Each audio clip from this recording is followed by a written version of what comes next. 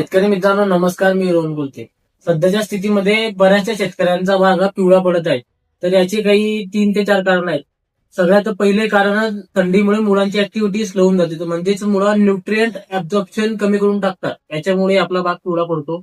दुसरे कारण metabolism slow होऊन जाते. तर म्हणजेच लो टेम्परेचरवरती आपल्या वनस्पतीमध्ये जे एन्झाईम्स तयार होतात हे स्लो काम करतात. त्याच्यामुळे आपल्या बागेची वाढीची प्रोसेस ही मंदावते. तिसरे कारण अतिशय महत्वाचे कारण ट्रान्सपिरेशन कमी होऊन जाते. म्हणजेच मुळांपासून पानांपर्यंत जे अन्न जाते हे एकदम कमी प्रमाणात जाते. त्याच्यामुळे क्लोरोफिल जो आहे तो जनरेट नाही होत. त्याच्यामुळे देखील आपला बाग आपल्याला पिवळा पडताना दिसतो. चौथे कारण मायक्रोब्स. आपल्या जमिनीत जे मायक्रोब्स असतात यांची ऍक्टिव्हिटी देखील स्लो होऊन जाते. तर मित्रांनो, मायक्रोब्स काय काम करत असतात?